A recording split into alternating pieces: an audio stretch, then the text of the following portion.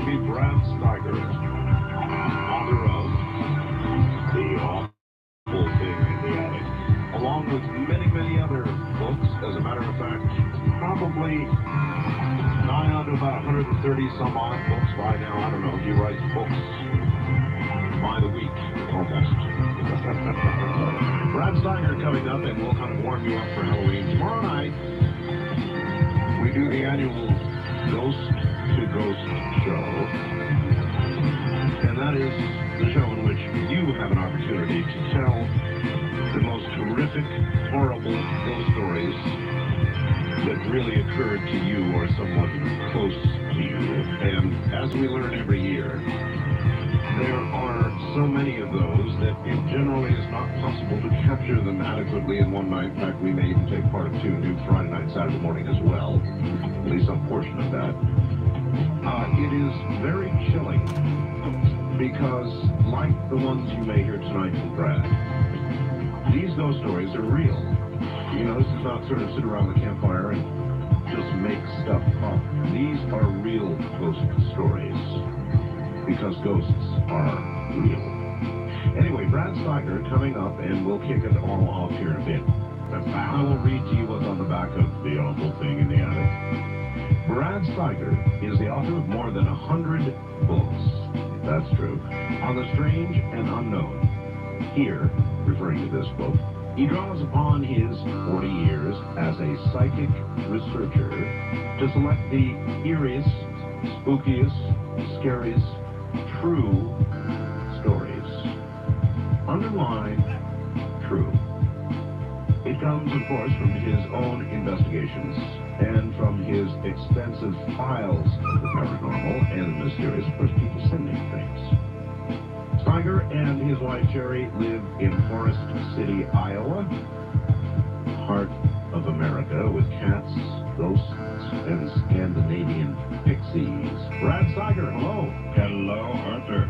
Great to have you back. Well, great to be back with you. It's the right time of year for Steiger. I love Halloween. Mm-hmm. Brad, I don't know why, but yes, I do. I guess I love to be scared. Yes. Why do people like to be scared, Brad? Any thoughts on that? Yeah, I have a lot of thoughts on that. I think it's an affirmation that they are alive. We are alive.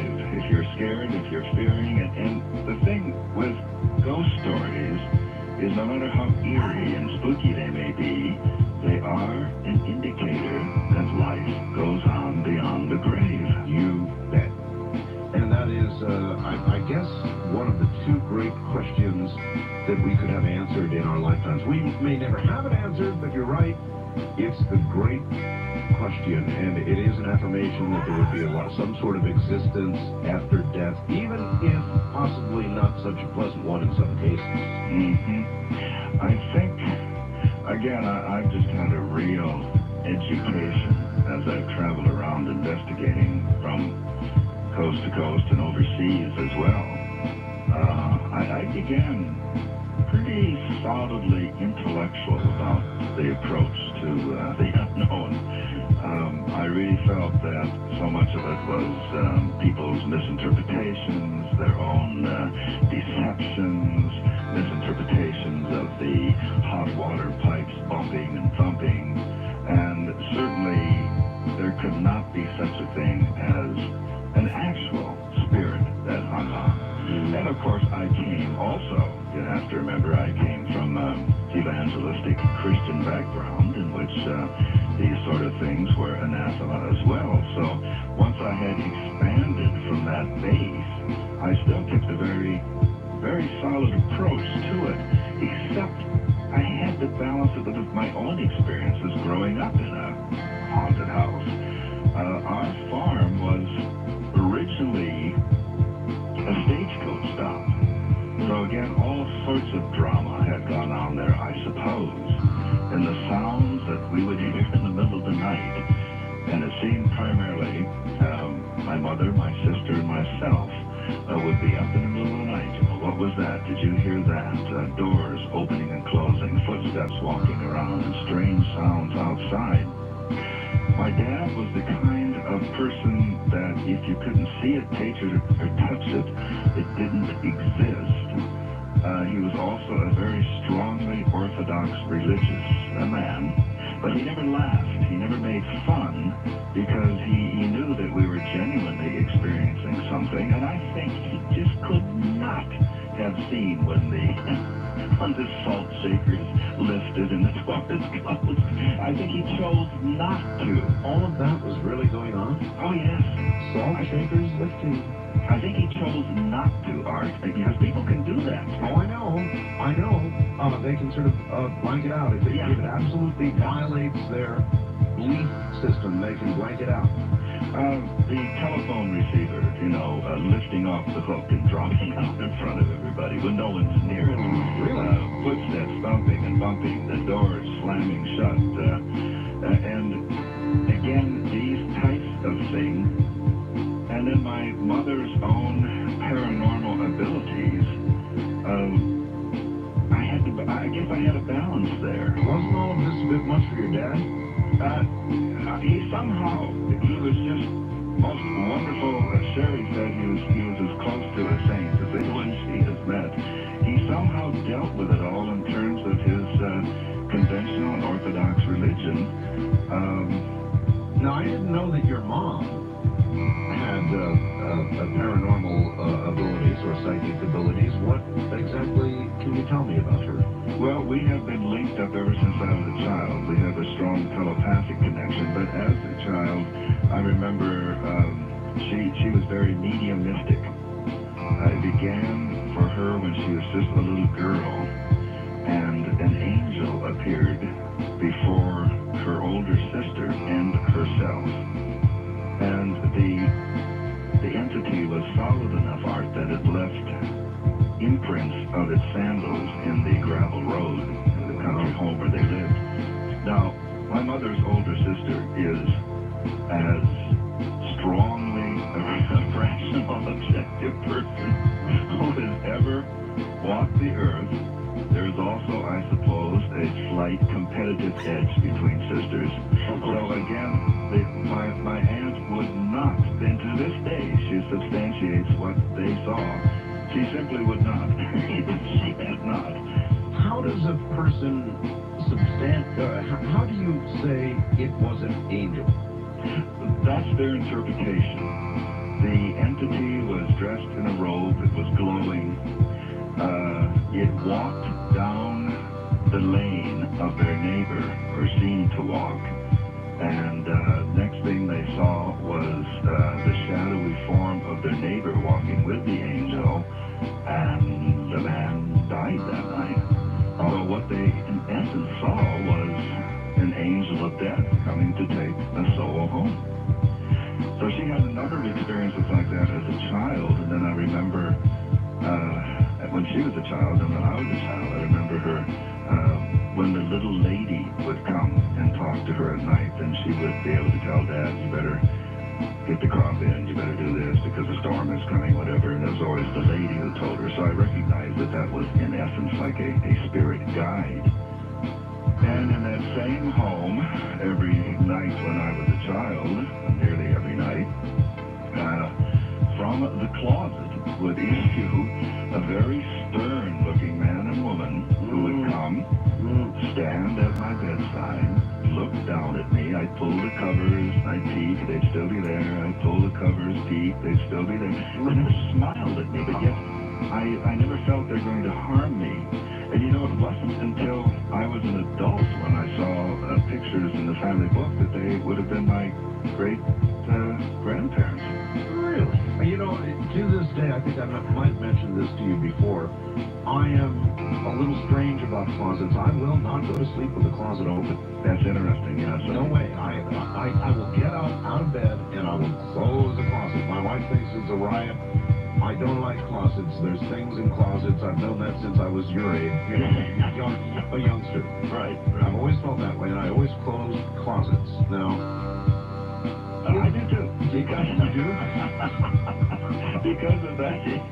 Because I know. I think it's a symbol. Now, I think when you lie there and see that, it's an open door. You can't really see what's in it. Right. I think it's like a symbol of the doorway to the unknown. Maybe that's it. Maybe that's what it's become to me. But you actually saw something. Yes, they would come out, and not every night, but frequently enough, so that eventually, I just kind of smiled and said good night to them because I realized. Now, I think that set a pattern for me too, Art, is I saw that, and I found out with my with the other kids at school that probably I saw people that they didn't. But I never felt fear then because I saw that there was no harm.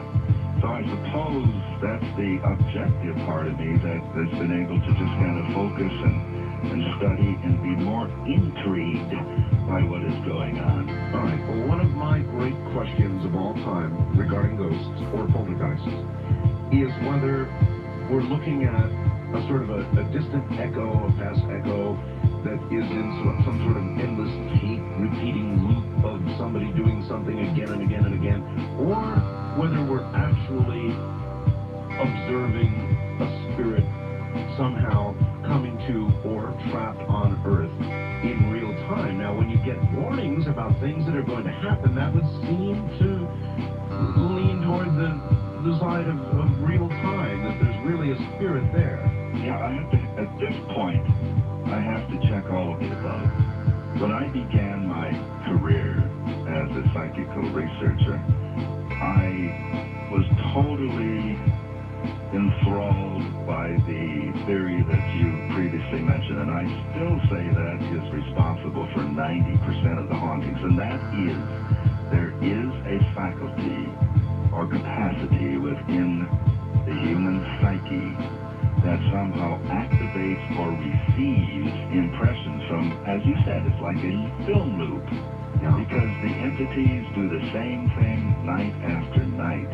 And it's always been my contention, or was my contention, that you could no more interact with those entities on that psychic loop than you could with the entities you see in your television set or your movie screen. Right. You can talk to Sam Donaldson all you want, but he's not going to hear you, and it's been tested that he will not respond to you. So,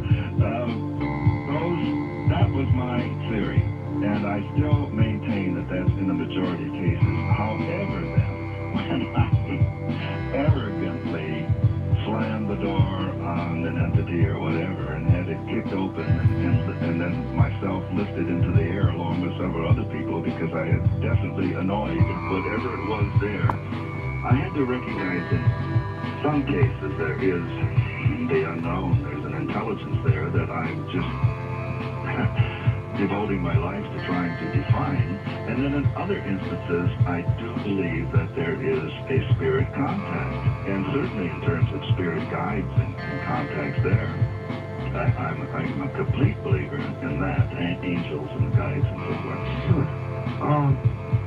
So there are so many different categories. Do you think they all stem from the same basic place, the other side, or do you think that one is a relic or some sort of psychic relic of this world and has nothing at all to do with the other side? I'm asking questions that I'm sure you can't answer. Well, I have fun trying. I think it's at least both, Art. I think that there are entities that, in other words, let me rephrase that. I think there is an unseen world. And I think there are negatives that may be, and I never use this word, evil. But again, if that upsets people, let's just say disruptive entities or negative entities that some people call demons. And then I think there are, certainly there's a symbiotic relationship. There is no question. Ghosts, spirits need us. They need us to communicate. We're not talking about ghosts now, that memory pattern that we were talking about, the theory that you like and that I like for most of it. But when you get into spirits and entities, then they need us in order to fulfill their communication, but that's where people really have to be careful. All right, I want to interject something here. I had a young lady on the air the other night who really shocked me, who really scared me. Her name, and we interviewed her for 4 hours straight. Her name was Patsy, and she called herself Harlot. She's a real devil worshiper. I mean, hail Satan. Sure. She came from a background where her ex-husband had murdered her 5-year-old. She was very comfortable with the fact, Brad, that she was going to hell when she dies. And she embraced it. She looks forward to it. And toward the end of the program, Brad, I asked her, well, if you're certain and comfortable with the fact that you're going to go to hell, eternally burning forever, whatever hell turns out to be, what about your 5-year-old, who surely was an innocent, murdered, and is in heaven? You will not be with your 5-year-old. And she paused, and she said, no, that's absolutely wrong, because before my child died, I took steps to ensure that my child would be in hell with Satan. That's scary. That's scary. Now, those people, in my opinion, have become afflicted by what I call spiritual parasites, soul parasites, entities that have somehow attached. That's why, again, I sound like an old fogey to so many young people, because I'm so strict against alcohol abuse, drug abuse, because it's when all those barriers are lowered that just go ahead and call it possession. But certainly invasion of these spirit entities can occur. Well, she would say things like, it is my mission to subvert for Satan anybody I can. She will seduce men. She will do, I mean, really evil things. This was a person truly devoted to evil, and I thought at the time, either we're dealing with somebody who's mentally unbalanced, and she didn't sound that way, or we're dealing, a case of schizophrenia of some sort, or we're dealing with somebody who is truly, as Father Malachi Martin would say, perfectly possessed. Again, it's a concept that some years ago I would have laughed at. I no longer do. I think it is very real. I think I have encountered those individuals myself. I think they have surrendered and allowed themselves to be possessed or to have the soul parasites, because there's all kinds of false promises. And as Sherry has said, these entities are not going to appear as beautiful, glowing, as ugly, grotesque, glowing monsters. They're going to appear as seductive angels. They're going to appear as glowing light beings. So we really have to, as Scripture say, we really have to test the spirits in those entities. And it's nothing to play around with. It's nothing to have games with. I guess that's my protest with some of the television presentations, the way they appeal to young people to make it look like so much fun to be possessed. Yeah, so in other words, it may actually lead children into experimenting with Ouija boards and all the rest of it. All right, hold on, Brad. Bottom of the hour, take a rest. We'll be right back. My guest is Brad Steiger. I'm Marcel. This is Coast to Coast AM. The devil was down in Georgia. He was looking for a soul to steal. He was in a bag and he was way behind. He was willing to make a deal. When he came across this young man sawing on the fiddle and playing it hot, and the devil jumped up on a heap or something and said, boy, let me tell you what. I guess you get to know it when I know a fiddle player too. And if you care to take a dare, I'll make a bet with you. Now you play pretty good fiddle, boy, but give the devil a skew. I'm in a fiddle. Yeah, all right, once again, Brad Steiger. By the way, Brad, how many books are we up to now? Interestingly, I was just asked to count them for someone who was putting together a bibliography. 139 published and a couple yet to come out, so I guess we could say 141. Once again, I've got to ask, how do you do that? Oh, I'm just so happy in my work. Just so happy doing what I'm doing. And I guess I think that's my mission, is to communicate with people in the printed form and through venues such as your wonderful radio show and some of the television appearances we do. I just think activating people, stimulating them. I've never, as you know from reading my books, I don't try to convince or sell anyone. I just present and allow people to make up their own minds, because this is important material. It really affects who we are, what we are, where we came from, and where we're going. Do you ever have trouble with the creative process? Because for somebody who's written this many books, I have to ask, you know, how does it come to you? Does it come all at once? Does a book pour forth, or do you have to sweat each one through? Are some easier than others? That kind of thing. The physicality of it never gets easy. It's still hard work writing a book, but now I've got the muscle for it, so to speak. I know I can do it. You know, that's the number one thing. You never go through great dry periods where nothing inspires you? No, I don't have enough hours in the day to get everything down. I've got a whole cigar box full of ideas that I have yet to touch.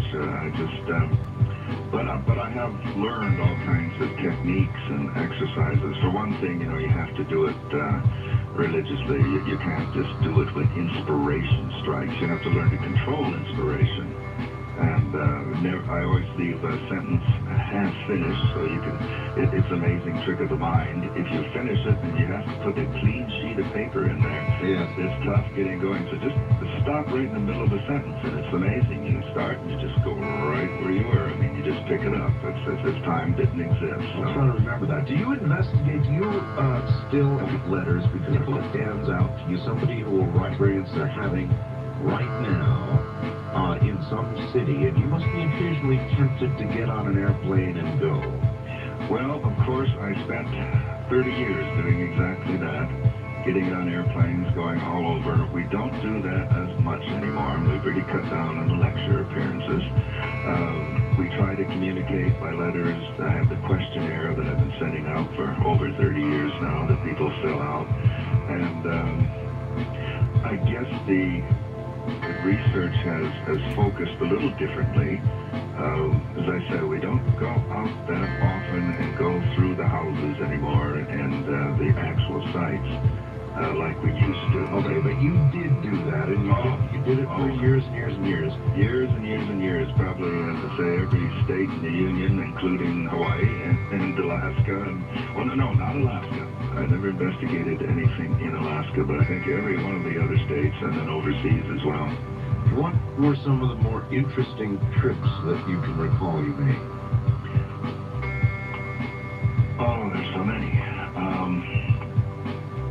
One trip, this is a situation where Sherry and I did go out, so we still do it from time to time. Okay. This was in a bed and breakfast in, let's just say, the Northwest for now. Okay. You usually protect generally sources, you know, yes, people, and they'll change names for that famous and that sort of thing. Yes, because real estate values and all these things. That's very true. That's very true. Any incidents of haunting. That's right. When even the National Registry reports which houses are haunted, you know. So, no, we do protect the anonymity, which is why I'm saying it this way. Okay. I wouldn't even tell anyone unless I had a release. And then I would I'd probably change the name anyway, even if the person did get a release. Sure. Because people change their minds. Early in my career, I had that experience with it. No, write about it.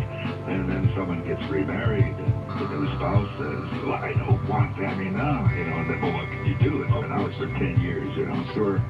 So, but then you collect 200,000 copies of this book, you know, you're going to have to live, but then that can get messy. So, yes, we changed the names to protect the anonymity. So I dare you got a letter from somebody at this... No, this was one where we were requested to spend the night in this incredible mansion. I mean, it was massive. What were they claiming?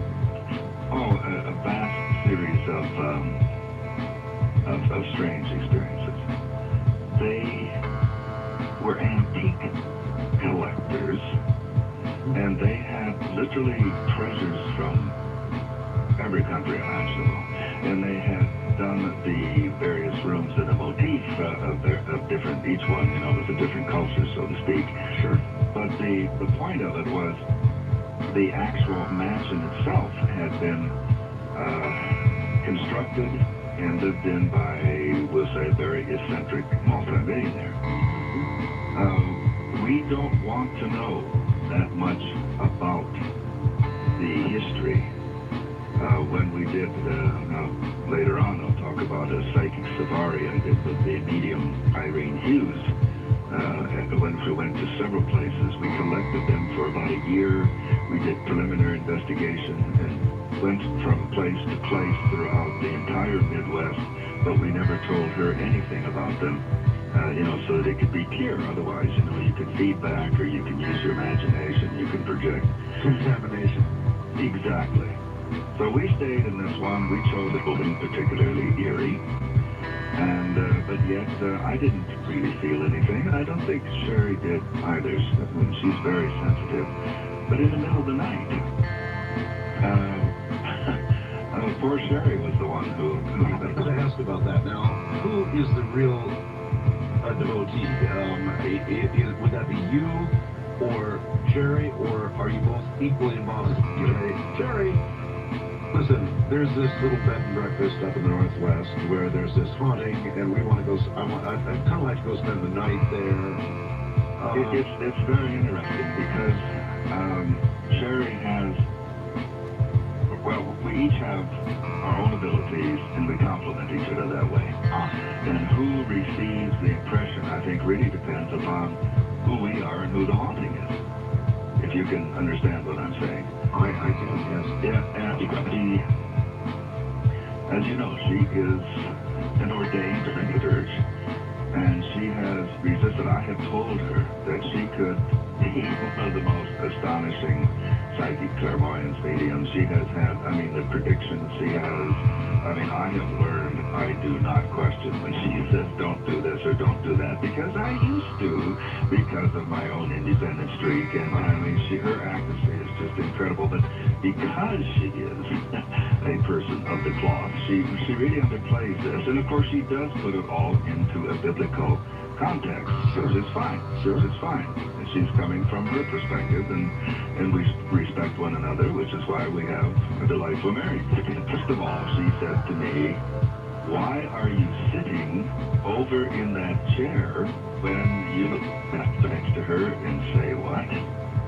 She saw me clearly sitting, first pacing. She watched me pacing the room, or so she thought it was I.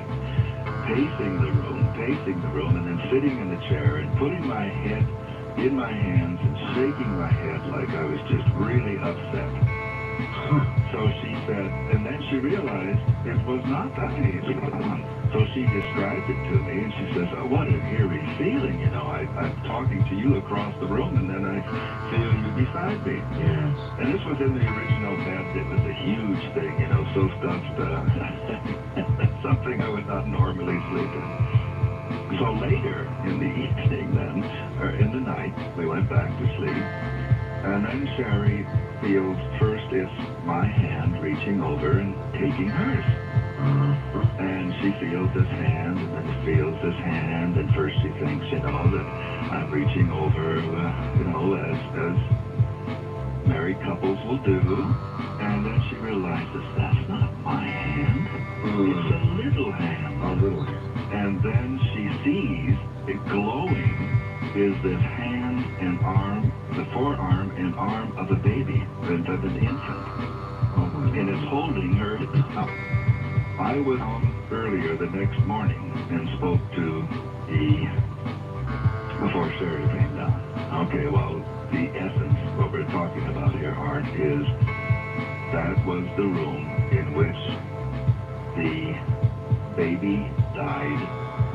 The husband and wife were distressed. The husband was pacing off. He reached out finally and touched his mother's hand for consolation and then died. So many people have reported seeing the man pacing and then feeling and having touched and having the baby's hand reach out and touched it.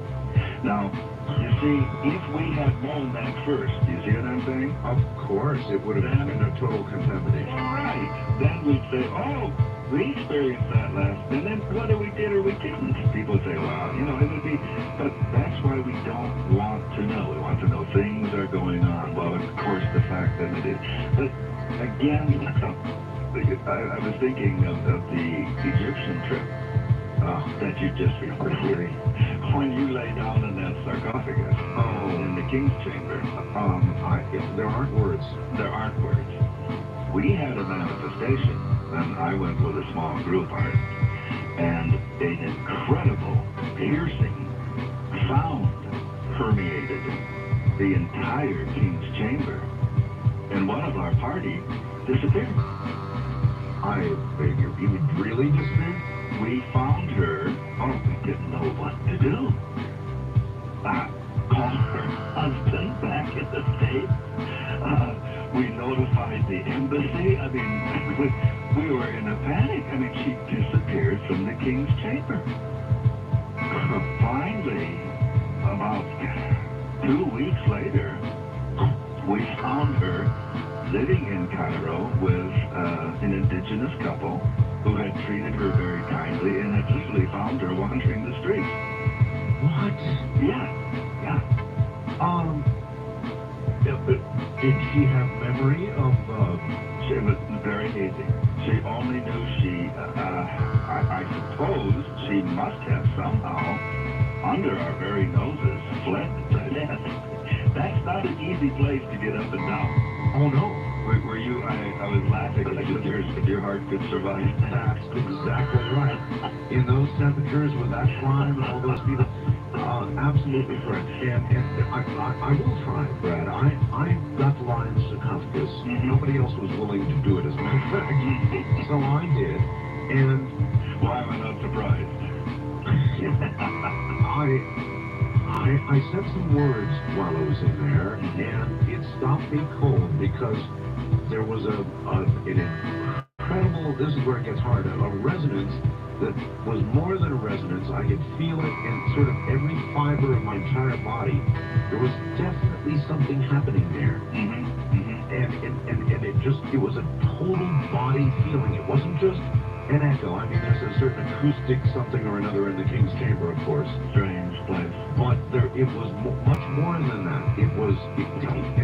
I could only imagine what it would be like to go up there, say in the middle of the night when there was nobody around, and spend 2 or 3 or 4 hours in that sarcophagus.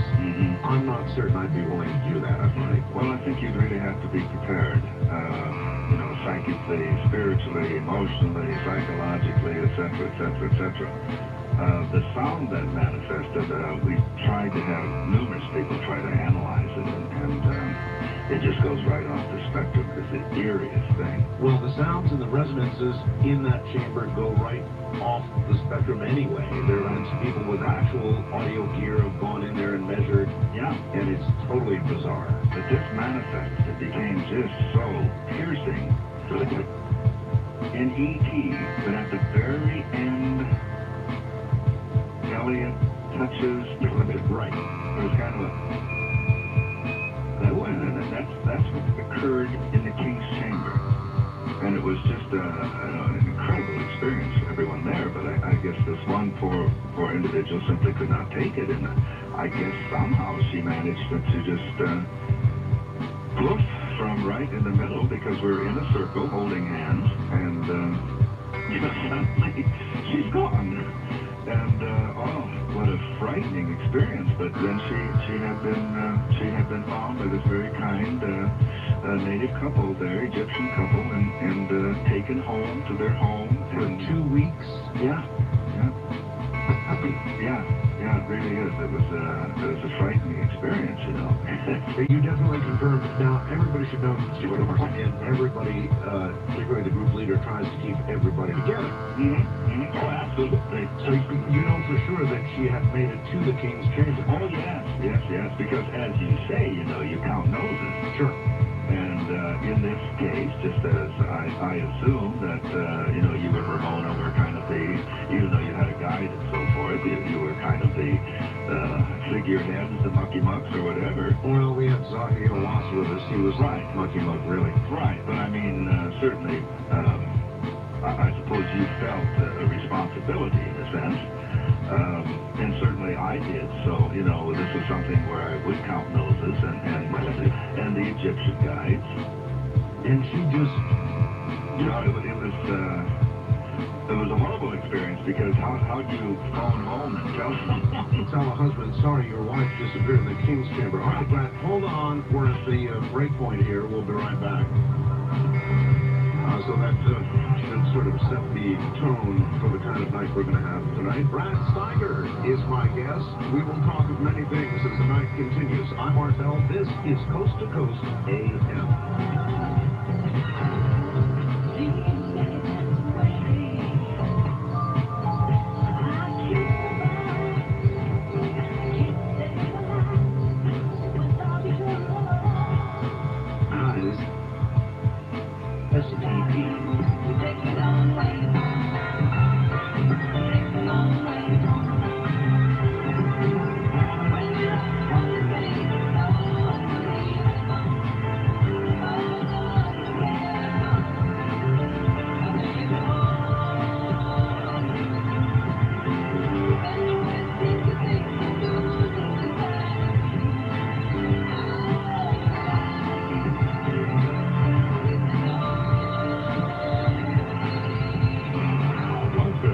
Taking your calls on the Whale Card line at area code 702-727-1295. That's 702-727-1295. This is Coast to Coast AM from the Kingdom of Nye with Art Bell. Yes, that's who I am. Good morning, everybody. Brad Steiger is my guest as we enter the realm of Halloween. Speaking of realms, you might want to take a second and check out the live studio cam photograph. I'll leave that up for about 30 minutes. The t-shirt I'm wearing is from the Isle of Rhodes, a Greek island, one of those I visited. That happens to be the very same island, by the way, that beautiful young lady on my website came from, where I snapped her photograph. So, photograph that's there right now. On my website, www.artbell.com. I've got another announcement you're going to want to hear in a moment. The page. All right, continue to you. And in a way, it kind of parallels what we're talking about tonight with Brad Steiger. I got a call earlier tonight from Linda Montpel in Philadelphia. And she has apparently 3 frames of a video taken in, of all places, Phoenix, Arizona, under the category of clear object. And that video is now on an object in the sky, UFO. And that object is, and I will extract from it a still photograph. Then I got a call earlier today to make this a double treat from Chris Carmichael, actually North County, I guess, San Diego. And a fellow had come to him who had taken apparently as many as 26 photographs of an object in North County, I guess North County or San Diego, with a 35mm camera, apparently quite clear photographs.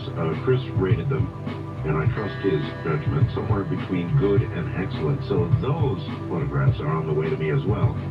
I will scan them in some sort of high-definition mode, and all of that will be coming to my website, a website near you, specifically mine, in the next couple of days. But we're getting an awful lot of sightings, daytime sightings of things that ought not be in our skies. And there aren't a lot of ways, parallels, that I see between UFOs and these weird things in our skies that you can't quite put your hand on, but occasionally you can take a photograph of, and spirits and ghosts and that sort of thing that Brad talks about. Do you see the parallels, Brad? Oh, yes, I always have. To me, it's there's only one phenomenon. These are all extensions of one haunted planet that we live on, and ghosts, UFOs, they are so similar. Yes. In fact, I think it's entirely possible they may even be dealing with the same phenomena. Oh, I feel very strongly about that. My book, Gods of Aquarius, some years ago dealt extensively with that. I think, one of the great flying saucer movies is The Wizard of Oz. This glowing white sphere. That's right. And then when she touches down, whoop, are you a good witch or a bad witch? Well, that's what we've been asking about the UFO and all this phenomena. Are you good or bad? Do you mean us harm, or are you here to help us? Are you benevolent? Are you malicious?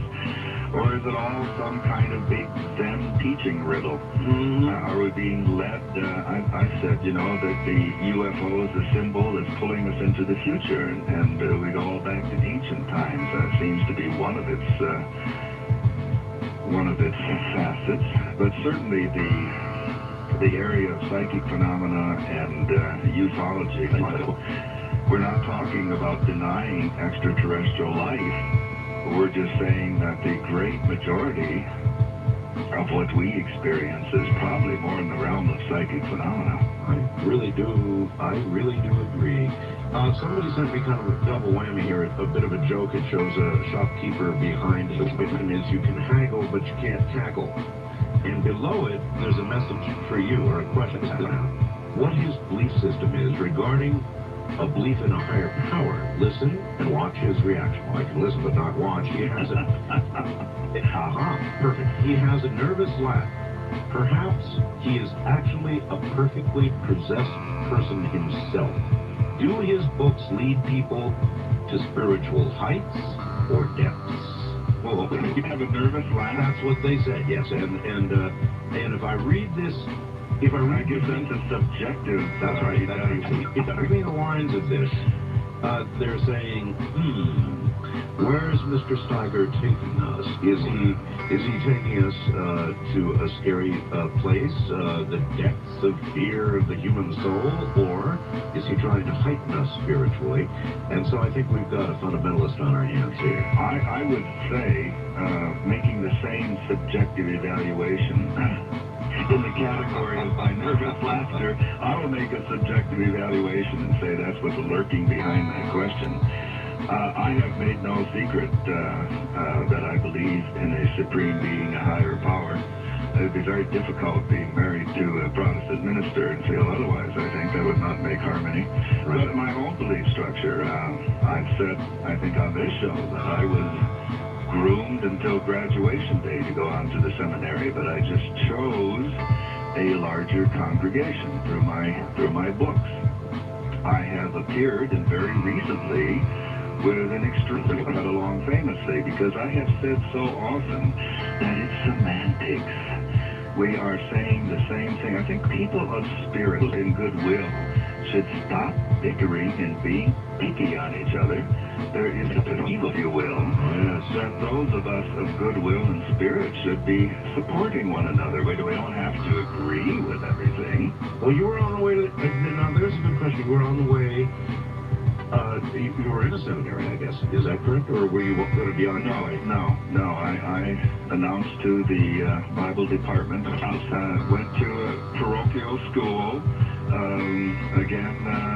Even as a teenager, I would take over for the minister when he was on vacation. And I was so pious that it would make you upset to your stomach. But I just felt, I guess, after my near-death experience, and I saw that denominations, in my opinion, didn't really mean a whole lot.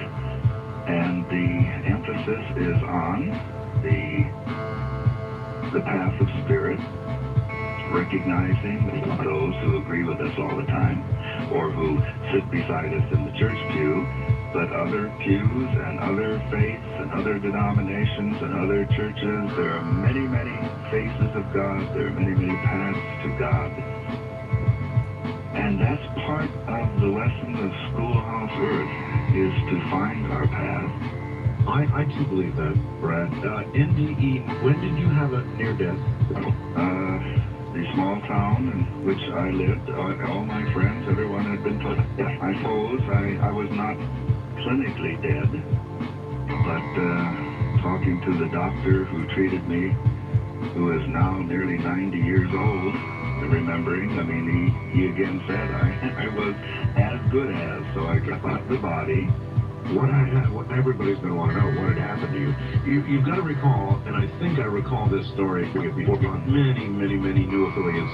Right. Many people will not have heard this, so... Well, I'll tell it quickly because I, as you say, I have told it before, and I don't want to be repetitive here. But I'm an Iowa farm boy. I'm a country boy, and so we were rushing to get our chores and our tasks finished so that we could do something very rare in those days: eat out to celebrate my parents' anniversary. And I did a very careless thing to hurry.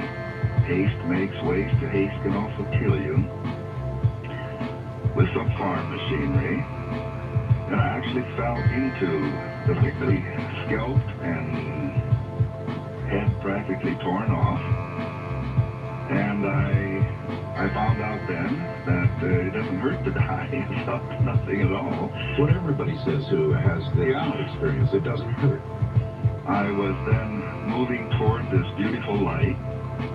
I realized I was dying. I had a moment of panic and fear, and then an almost ecstatic calm came over me, because I saw something that I cannot put in the process I've seen when Sherry was doing a healing seminar, and she was using some slides of fractal geometry, and the closest I saw then was kind of like I saw a symbol. I saw a kind of gem that somehow conveyed to me that there was a meaning and a purpose to life, and that if I did go into the light, it didn't really matter.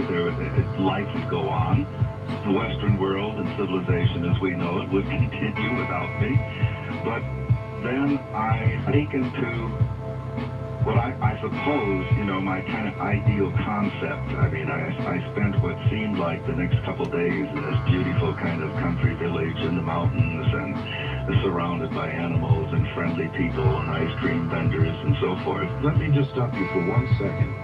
Gordon Michael Scallion, Dan Brinkley, a gazillion other people that I've interviewed who I consider to be saw geometric designs. Is there any way you could put into words? Gordon tried also.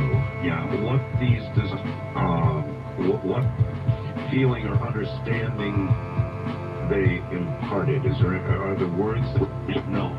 What it imparted was, again, to me, that there was a purpose and meaning to life. There was an author, a supreme being, if you will.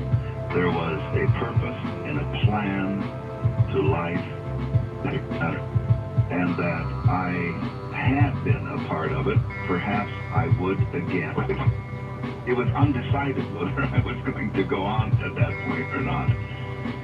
I first revived. I was in and out. The only hospital at that time, 20 miles away, and I was literally bleeding to death, and the doctor then decided to make a run for it. How long did it take them to find you, by the way, from the time this occurred until someone came upon you, or was there somebody right there? Oh, my poor little 7-year-old sister was with me. So I began screaming, of course, to my father then, who then, and that was a terrible place. It was bloody and painful and terrible, and I would leave again, and I would be above, and I was watching. And the interesting thing, time and space simply did not exist. I thought of my mother, and I thought, I've spoiled the plans. My mother, what's my mother doing? And suddenly I was right beside her in the kitchen as she was making lunch and doing things. Then I thought, we were going to get together, my friends and I were going to see a big double feature cowboy movie tonight. What are they doing? And I was suddenly beside each of them as they were working on their respective family farms. As I say, I came back. Do you recall a sense of physical self during that time at all? I mean, is there any way to describe? I had a sense of physical self when I realized I was dying, and I didn't want to leave. I didn't want to leave my parents, didn't want to leave my sister, didn't want to leave my friends. And then, as I say, there was a feeling, then that geometric design came. And after that, I was in just like a state of calm ecstasy. I mean, I was just, everything was peaceful. I was contented. I felt at one. I felt totally at one. And I kept slipping. Again, I felt, I suppose, because I said I was an extremely religious little boy. I felt I was probably going into the arms of Jesus, is what I felt, because that would have been my orientation and the angels and so forth. But when I went wherever I went to kind of an idyllic dimension, I guess, until I regained consciousness probably a couple days later in the hospital. I was taken to a... But you just stopping you again for a second as a whole community, sort of. Well, it seemed like it to me. It seemed like there were, it was a little community of friendly, happy, caring people where I felt very much at peace. I felt welcome. I felt looked after. Which again, whether that was an aspect of heaven or an aspect of my idealization of what heaven would be, I don't know. I can't say. It may well be that heaven for all of us is a very different place. It would almost have to be. We may take our own conceptions and desires. But I regained consciousness then. I was in a Roman Catholic hospital. And I remember the child in the room with me was sensed that I had been there. And they asked me at 11 years old, with my head completely covered with bandages and just a little speech for me to speak, to tell those parents where their little girl was going and that it was a beautiful place. Yes, I began my ministry in that hospital room at age 11, comforting the parents as they sat by the bedside of their dying daughter. This must be. No, they seemed very conversant. And I hadn't said that much. They just seemed to sense that I had been there and back. Wow. What I mean is the nuns obviously deal with this kind of thing on a basis, so they must have known that you knew. Yes, that was the feeling, that there was just a knowing, and then I remember they asked me if I would speak. The priest had been there, the nuns had been there, and then they asked if I would talk to the parents. It was, I went to the light, I went to this place, and it's beautiful, and again, I put it also, of course, because, as I said, I came from an evangelistic background and so forth. Sure. But after all, they were obviously Roman Catholics, so they certainly understood and responded to that. Oh, that's quite a story. All right, Brad, hold tight. It's the bottom of the hour. My guest is Brad Nation of that NDE, that near-death experience. Many such similar stories. Is it evidence that adds up to something? I think so. I really think so, and we will continue to pursue it for exactly that reason. From the high desert, I'm Art Bell, and this, of course, is Coast to Coast AM.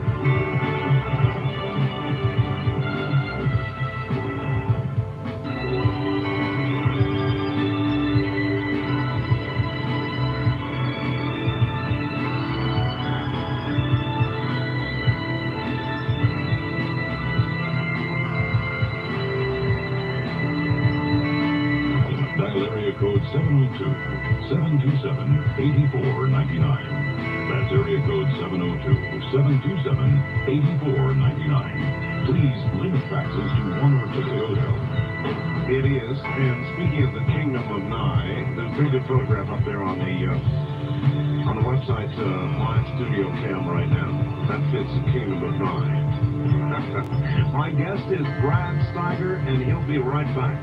Right now, I want to tell you an amazing story and a true one. Late last year, a most unbelievable discovery was made here in Nevada, my state. $20 U.S. gold pieces were found in a Wells Fargo bank here in Nevada. The size of the find was incredible. The quality of the coins, equally unbelievable. They were still covered with a fine coating of gold dust, which is typical of coins fresh from the mint. Rather well for coins which are just about 90 years old. Fundamentals North American Trading would be happy without cost And more information on these coins. The photographs are worth seeing, believe me. Just call 1-800-359-4255 and those photographs will be on the way, and we'll see if you're intrigued. That number again for North American Trading is 1-800-359-4255. Hang tight, all the lines are humming, of course, and we will get to the phones in due course. Brad Steiger is my guest, and here is a question for you, Brad.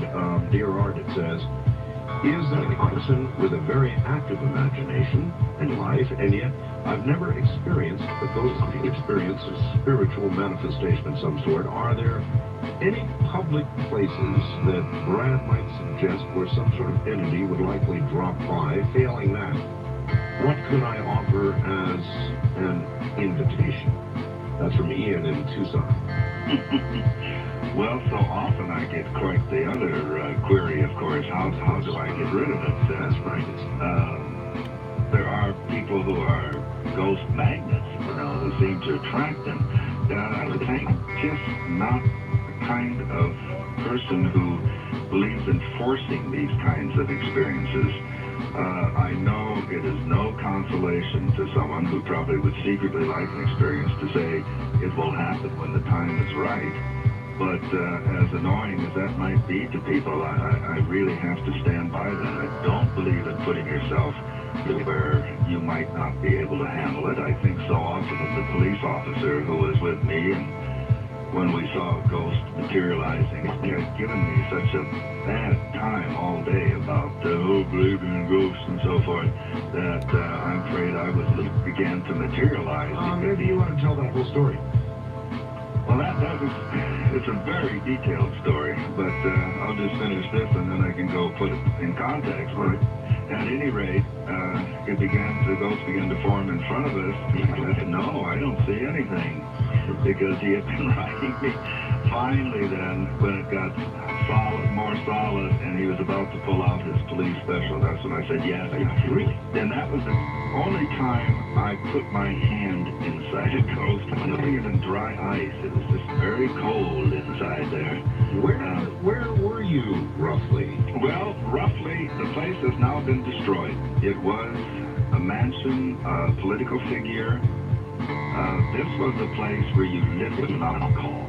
And as in so many instances, it was through police that I was contacted, because the police had been brought up there, numerous manifestations. What would begin until quite recently, I'm going back in time now, so I'm from the perspective of 10 years ago, let's say, until quite recently when I was called in,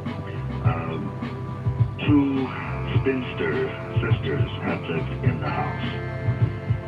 It was a mansion that had stables, it had the complete works. It was a marvel, or the entity or the form would materialize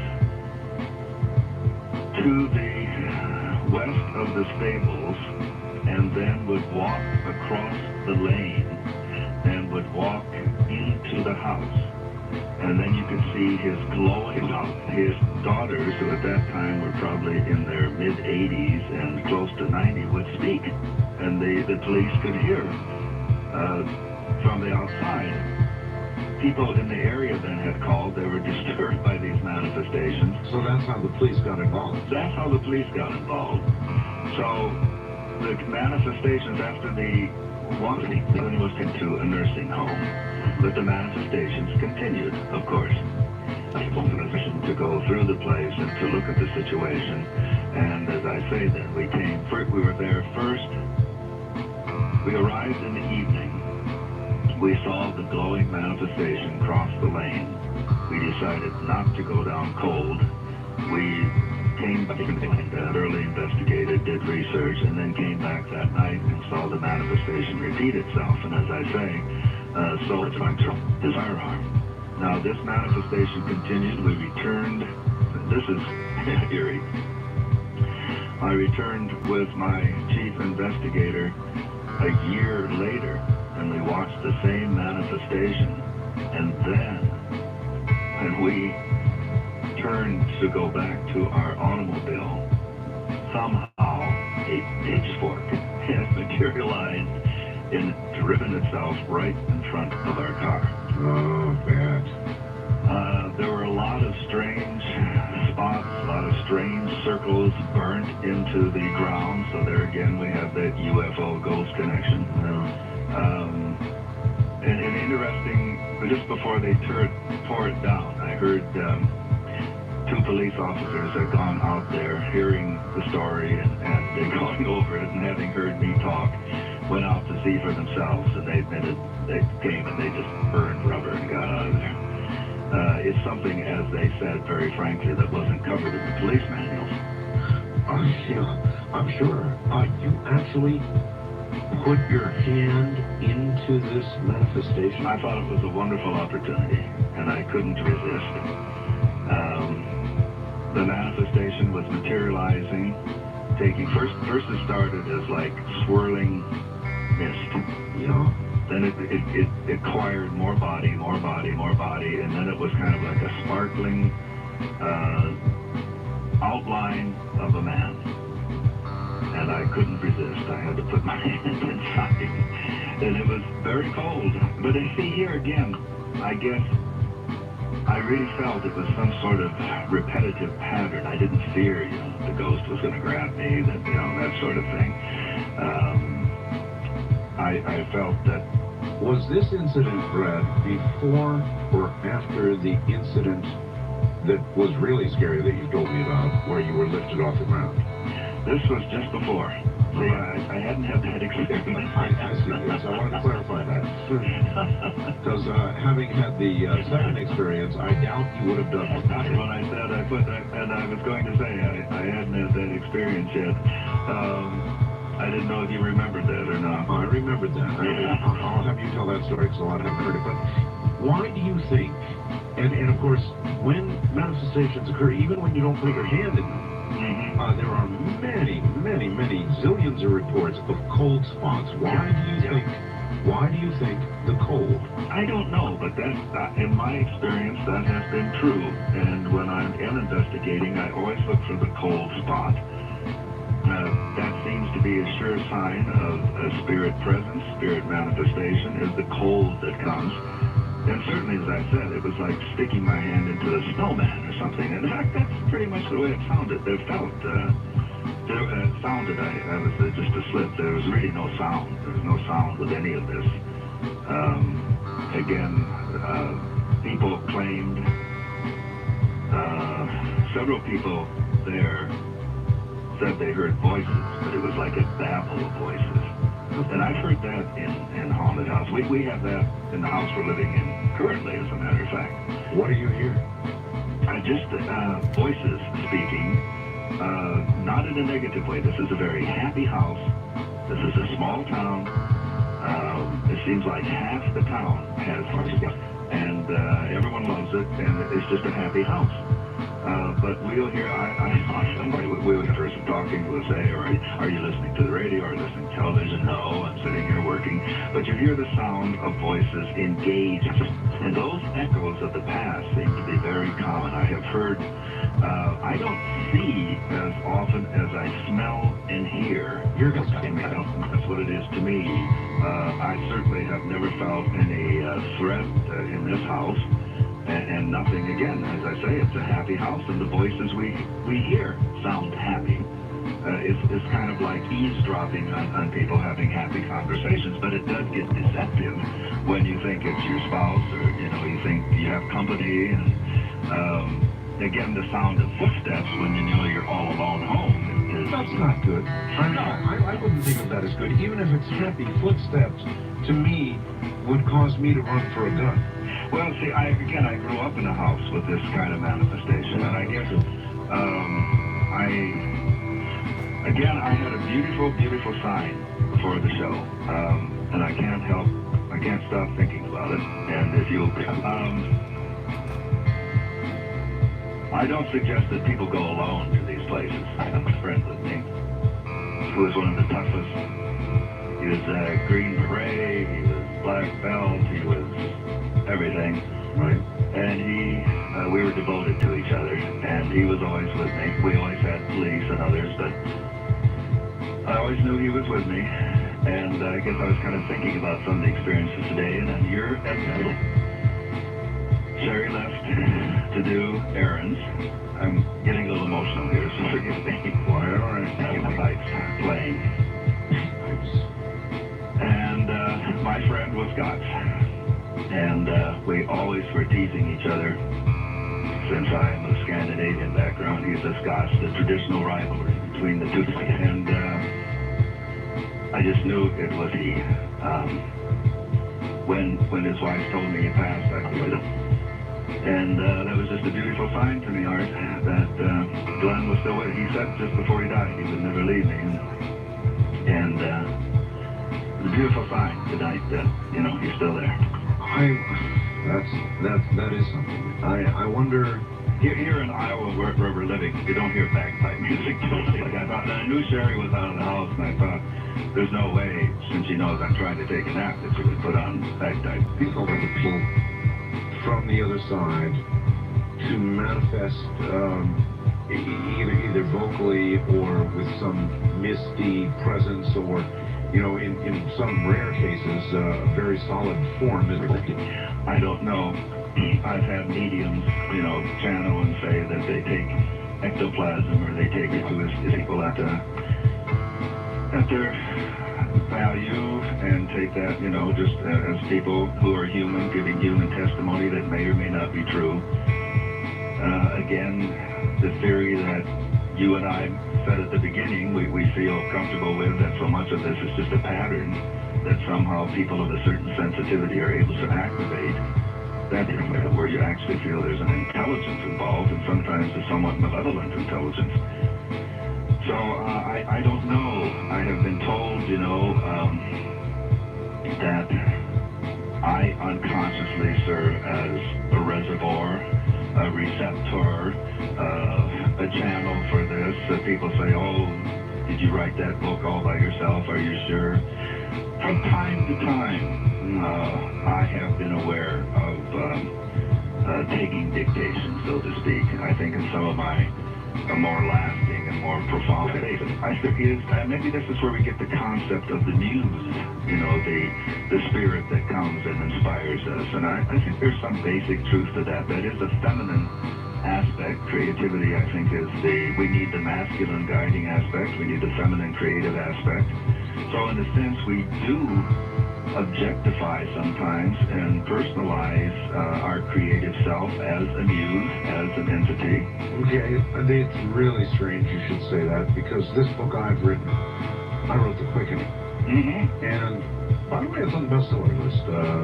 New York Times bestseller list number 4 or something like that. Really incredible. It's amazing to me. Anyway, it poured out, Brent. It poured out. And, you know, I had written a book previously to that, and it was real work. I mean, I had to sweat over it, autobiographical, and I sweated over it. So, but this book just poured out. Nevertheless, it didn't occur to me until fairly recently. Let me back up. I don't give a lot of credibility to channelers. I don't really like channelers. I've heard from her. You have? Yes. Okay, then you know. And I just, you know, there's something about it, and I'm not saying my sister's a fraud or anything. Oh, no. It's just too much room for fraud. I mean, I could sit here right now, and I could put on a little act, and I could come up with some voice that sounded a little different, and I could start to say things, and I could be fraudulent. Right. Too easy. Too much of a chance for fraud. And yet, when I think about the way that book was written, it gives me where all of it came from. Let me just put some of channeling into a little different perspective for you, my friend. That's traditional shamanism. I think we all have shamanistic capacities. I think we all have the ability to channel, to reach our higher selves and get information. But again, we have to test it. And it is one of the problems with channeling. And again, I have many dear, wonderful people who channel messages to me or for me, and I say, thank you very much, you know, but this, maybe it isn't for me, you know, it's something that would even be contrary. This may have been for you, and it's the same way when you go on a vision quest. You may receive a vision that you are to share with the tribe, i.e. others in your community, Right. or it may be a message strictly for you. So if you go on the vision quest and the higher self or the guide or the great spirit, whatever says you must eat whale blubber, that may not apply to anyone other than you. Maybe your system needs what is in that whale blubber for that moment. And I sound facetious, but I hope I'm making the point is that so much of it is individualized and is not meant to be shared, and that's kind of the quarrel I have with just this generic blanket channeling. I think it is an aspect of shamanism. I think we all have that ability. We call it creativity, or we call it our own guidance, or we call it the answer to prayer. Well, of course, I want to believe, for probably egotistical reasons, that what's in that book came from me. Sure. And I'm trying to cling to that, you know. It came through you. But However you want to say it, whether it was your muse, whether it was channeling, whether it was your brain, it came through you, and all the impressions that you have had as a sensitive observer, as a journalist, it all came together and just flowed when you finally, I mean, you talked about writing that book, you know, trying to burst out of you. That's right. No, that's exactly right. But it was later, also, it was when I looked back on it and even reread it, and I sort of said, I kind of wonder if all of this sort of formed up elsewhere, and if God forbid the word channeled through me. And I don't really believe that, and I don't want to believe that, but I have some suspicions about it. And what does your sister say? She hasn't made any comment on the book yet. I'm surprised. I had no idea you had heard from her. I'm surprised. She's a very, Very nice letter. I'll be darned. The things to find out. When we come back, I'm going to return for a second to Egypt, because I've got a very, very interesting facts here from Milwaukee with regard to the disappearance of people from the King's Chamber. How long has it been, Brad, since you were in Egypt? When was that? Early 80s. Well, I don't think that it's changed. No, it's not that King's Chamber. No, they've done some digging in certain areas since then, but it's a very, very, very unusual place. Anyway, I'll read that back so when we get back. So sit tight. You've got a pretty good break here, and we'll be back after the witching hour. Terrific. When, by the way, it will be the day before the day, Halloween. Carefully, the news may have news of the Asian markets. I'm Art Bell. This Hi, Rookie here for Kara Collision in Class. Their telephone number, 444-0000, 444-0000. Now listen, if you... Minneapolis.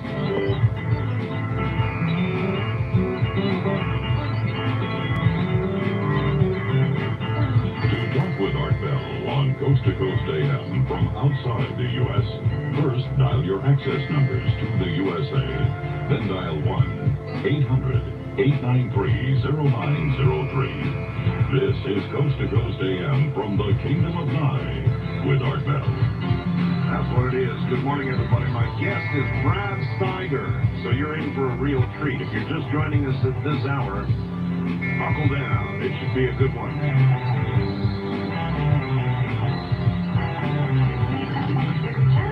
Seems like I've got a couple of announcements that I'm supposed to be making tonight, and we will have Ghost to Ghost AM tomorrow night, and then possibly also heading into Friday night, Saturday morning, in view of the fact that Halloween officially, of course, is on Friday. Ghost to Ghost AM, for those of you that have never heard it, is a rendering of true ghost stories by all of you.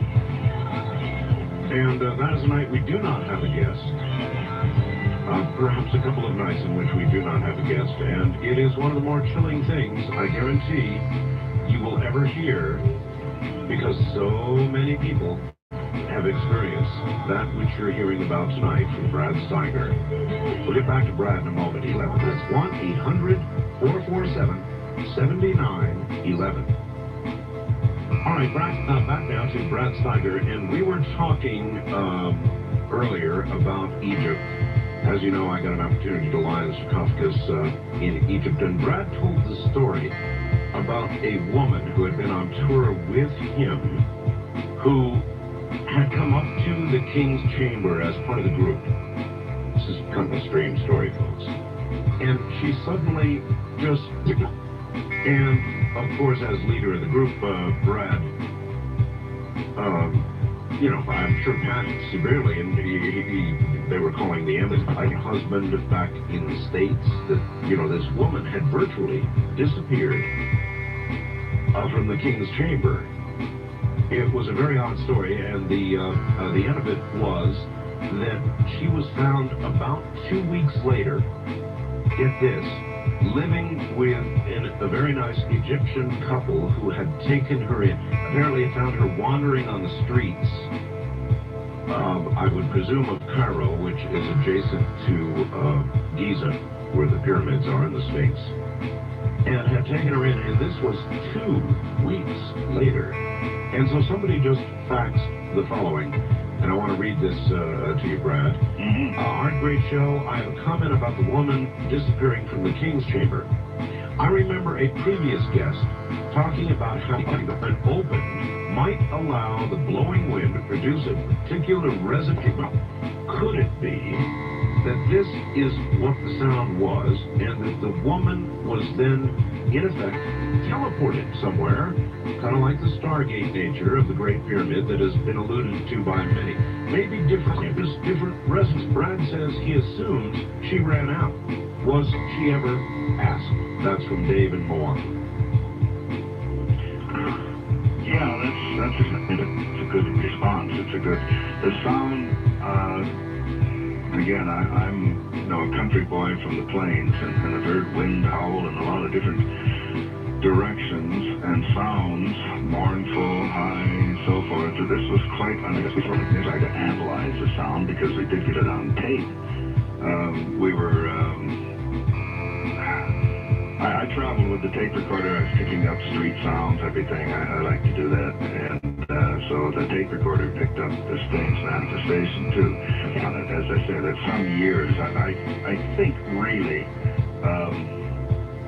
what probably happened was the emotionality and the tension of it became such that she probably could not. Could not, and somehow managed to run out of there and down, capturing everyone's attention, and everyone's looking around. Where is it coming from? What is it? You know, what's going to happen next? So, well, his question was she ever later added her recollection? That's the strange part. She didn't really. We, of course, were just overjoyed to find her. Of course. I mean, 2 weeks, Brad. 2 weeks. And I think diplomatically, you know, people didn't push too hard. Very, very succinctly, and we left it. Again, I don't have any sense of, you know, her being teleported or whatever, but whatever happened to her, it left her shattered for several days, and thank heaven and it was a very poor family who took her home, and living with them on that sort of the basic level of human kindness and nurture, I think probably brought her back. It'd be interesting after all these years what she would remember from it. At the time, her recollection seemed to be very jumbled and very hazy. It's a horrifying experience, and not knowing what had happened, and those are the terrors, of course, of leading groups. Yes. We, again, in Peru, we had an astonishing situation there with spirits in Machu Picchu. There's a place I want to visit. Oh, it just was just delightful. What is it about Machu Picchu? Daniel talks much about that as well. What is that place? What? In May, I guess the subject didn't come up. I hope he's feeling much better now. and his blood count is all up and down, and they can't figure it out. He's going to specialists, but otherwise, the last clot in his brain is being absorbed, and he appears to be getting better. Wonderful. Well, we're certainly holding him in our prayers, as I'm sure many people. He's trying to talk me into going down there like crazy. What's there? Well, I guess my totem animal is the canine, the wolf, the dog. And I had a dream vision just before the horrible red-eyed creatures chasing us and then being saved by my totem animal, my dogs, my wolves. Now, this was an incredible experience. You mentioned going into the King's Chamber late at night. Well, we managed to cross some palms with silver and were allowed to go to the ruins after everyone else was gone. And which we were uniting, we being the eagles from the north, connecting with the condor of the south. We had a local medicine man who was leading us, but he did not go on this particular evening. Sherry and I led a small group, one of which was a Los Angeles policeman, and I mean, I'm indicating that to show that there are all kinds and levels of people, all rational people. Oh, yes. We went to this one particular area deep in the heart of Machu Picchu, and we set up candles, and we're having a very beautiful little ceremony with the prayers and blessings, and all of a sudden, a wind came out of nowhere, blew all the Los Angeles policemen who saw very clearly and began to become very frightened of large entities, ancient entities. And once again, Art came over the entire group. It was cold, this wind came, and then from nowhere appears 4 dogs. And begin to bark and drive these entities back into the darkness. And I had, when I was a little boy, I had my bacon really saved.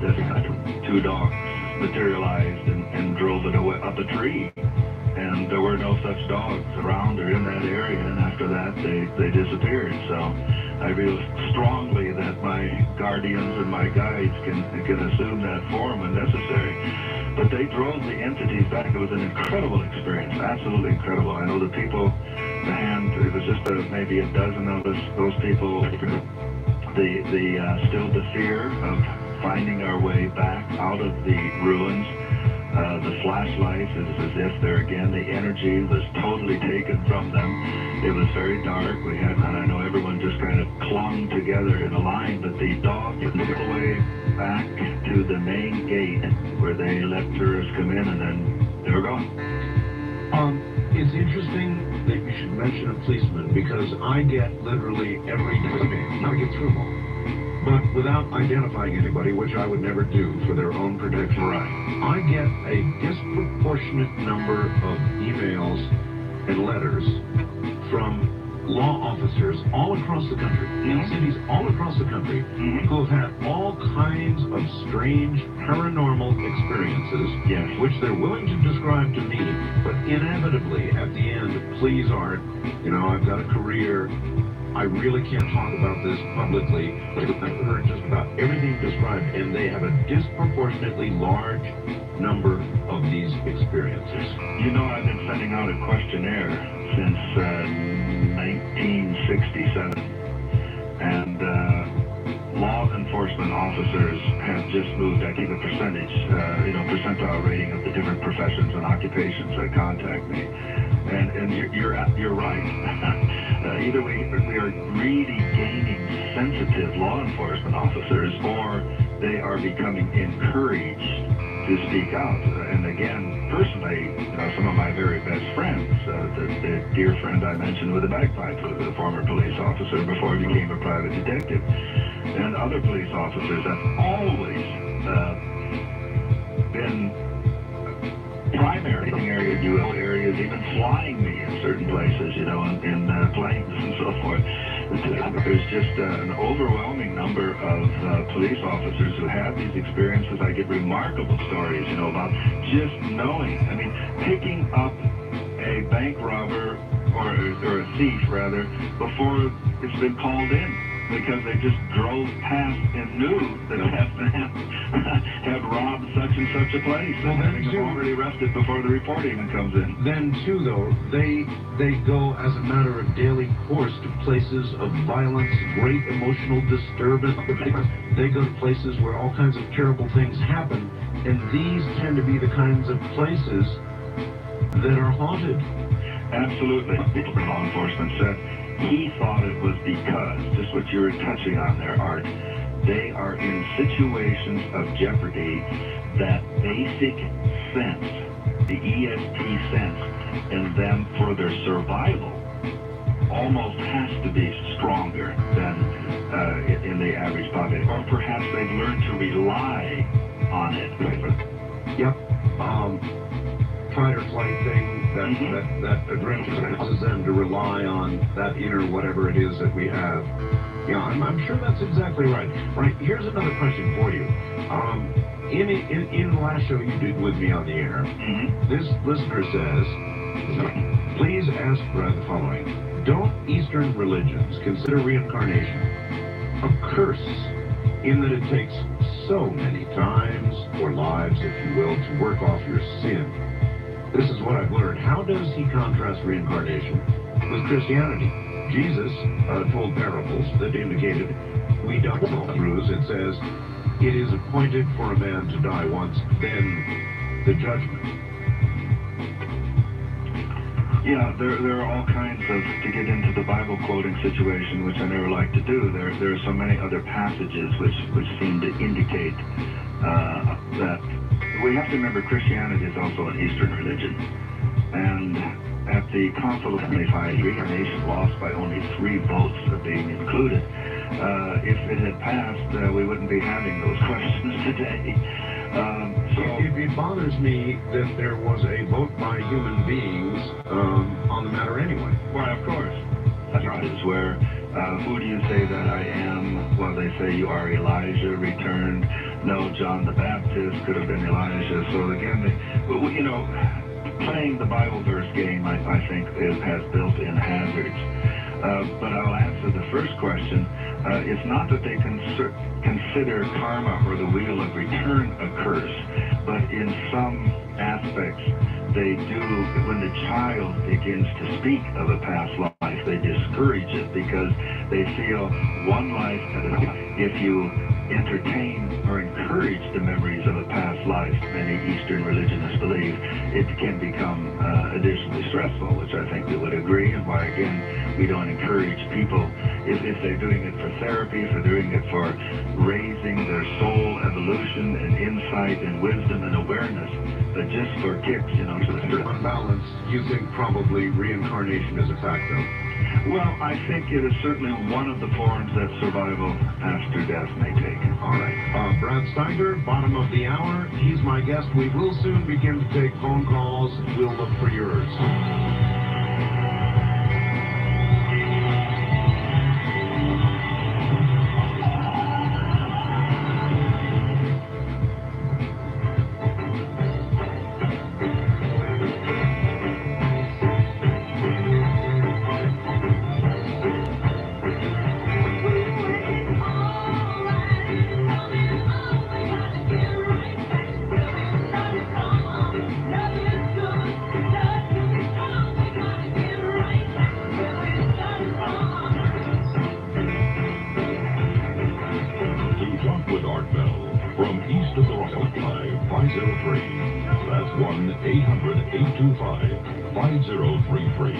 Now, here again is Art Bell. Once again, I am here.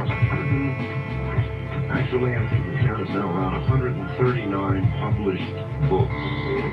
Many, if not most, on the paranormal. Things we talk about around Halloween. Frankly, a lot of other times. If I'm an expert in the area, I certainly do. Brad will be back in a moment.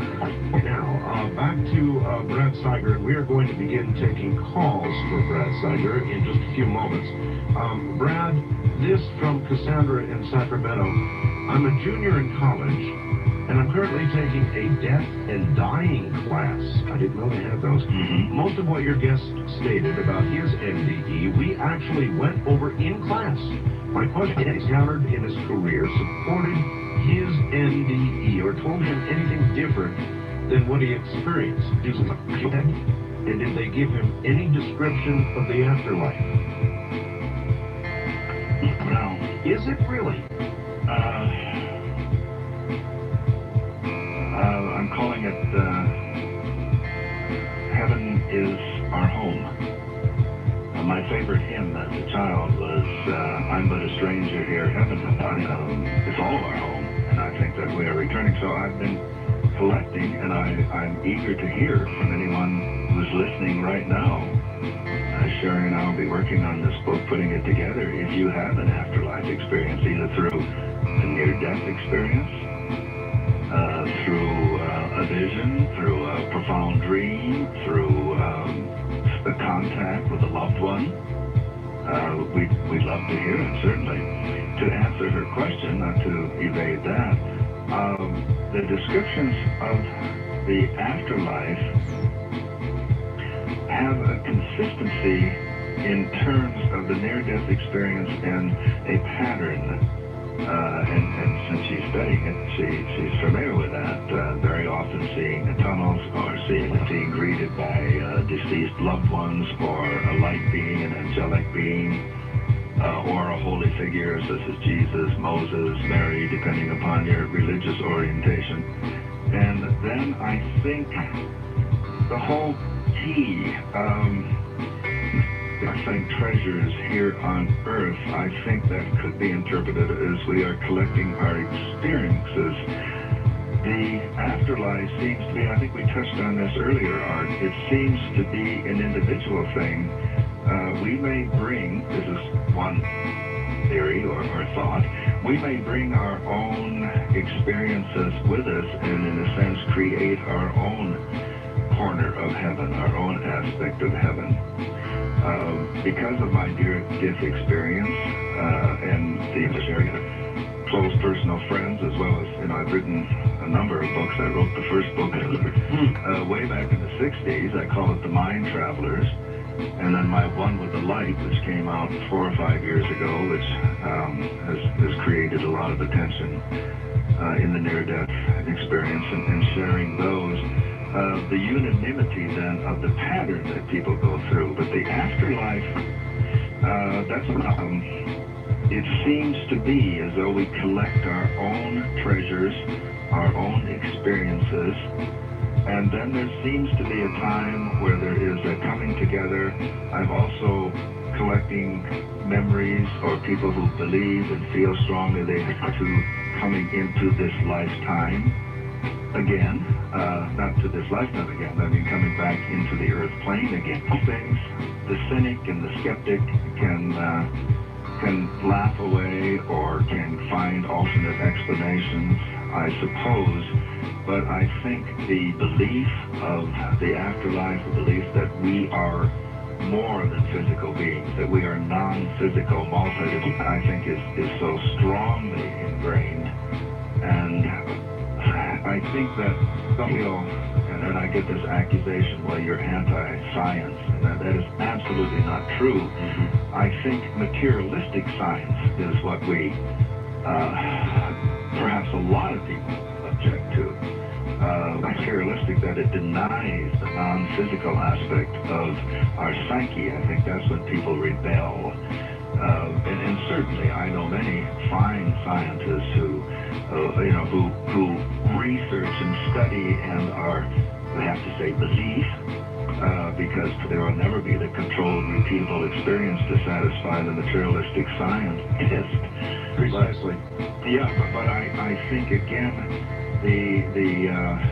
the knowing, the noetic aspect of the afterlife and of the near-death experiences and the past life memories that people, to me, that life does go on, Her question about entities and so forth, I think the influence person's question is in the reality of an afterlife.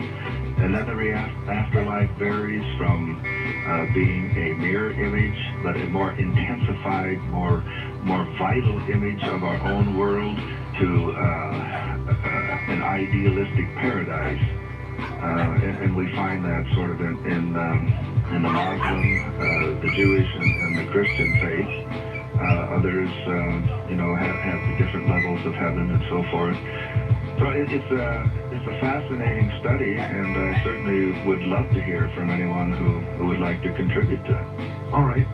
In the spirit of that, then, how does somebody write a letter to you or send an email to you or somehow communicate with you? To Post Office Box 434, Forest, and that's like a group of trees, the 1R, Forest City, Iowa, 50436.